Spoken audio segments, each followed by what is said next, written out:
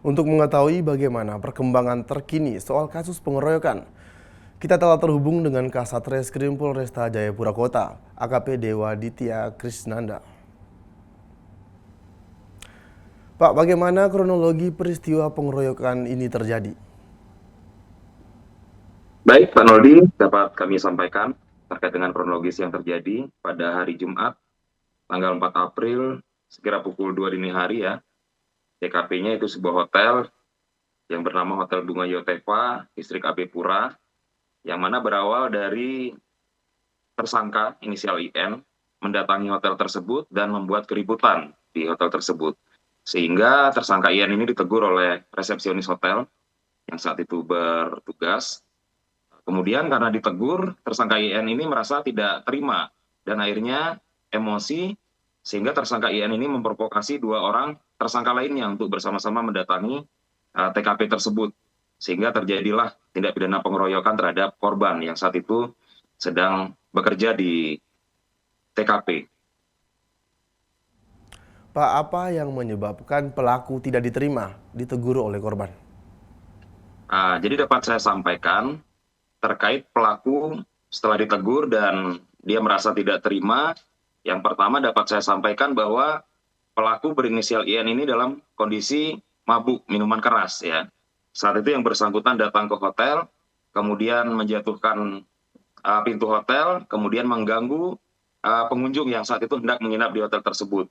Kemudian ditegur oleh resepsionis karena pengaruh minuman keras, kemudian memprovokasi dua orang pelaku lainnya yang merupakan adik kandungnya, seperti itu. Pak, apa motif pelaku melakukan penganiayaan kepada korban? Motif dari pelaku sendiri melakukan penganiayaan terhadap korban dikarenakan kesalahpahaman karena tidak terima tadi ditegur oleh korban. Kemudian yang bersangkutan memprovokasi dua orang tersangka lainnya untuk melakukan perbuatan pengeroyokan tersebut terhadap diri si korban. Pak, bagaimana hasil pemeriksaan saksi? Apakah pelaku memang sering meresahkan warga setempat? Nah, dapat saya sampaikan dari proses penyidikan, diketahui bahwa dua orang pelaku berinisial IN dan RB ini merupakan residivis kasus serupa dan telah pernah menjalani hukuman di Lapas AB Pura akibat perbuatannya yang serupa dengan peristiwa yang terjadi pada Jumat kemarin, yang mana kedua orang pelaku tersebut juga pernah terlibat dalam kasus pengeroyokan.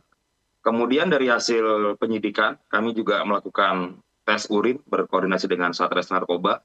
Didapati hasil dari ketiga orang tersangka ini adalah positif sebagai pengguna narkotika. Seperti itu, Mas Nodi. Pak, dari kasus ini masih nampak beberapa orang yang mudah tersulut emosi dan sampai terjadi pengeroyokan. Apa langkah strategis yang akan diambil dari kepolisian? Kami dari Polresta Jayapura Kota tentunya menyikapi persoalan yang ada, permasalahan pengeroyokan. Kami sudah melakukan penegakan hukum, kami sudah menetapkan tersangka terhadap tiga orang pelaku tadi, tengah melakukan proses penyidikan ya dengan pasal 170 ayat 2 KUHP. Kemudian dalam kesempatan ini juga kami menghimbau bagi keluarga korban agar kiranya dapat menyerahkan sepenuhnya penanganan perkara dimaksud ke pihak kepolisian. Ya. Tidak ada aksi saling balas dendam dan memprovokasi satu dengan yang lainnya.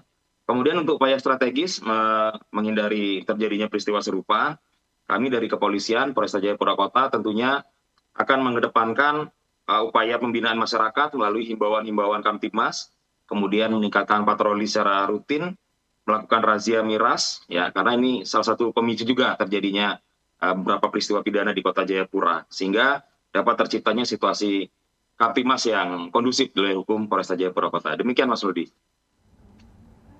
Baik, terima kasih Kasat Reskrim Polresta Jayapura Kota, AKP Dewa Ditya Krisnanda, atas waktu dan ketersediaannya untuk bergabung di Polri TV. Selamat siang dan salam presisi. Salam presisi.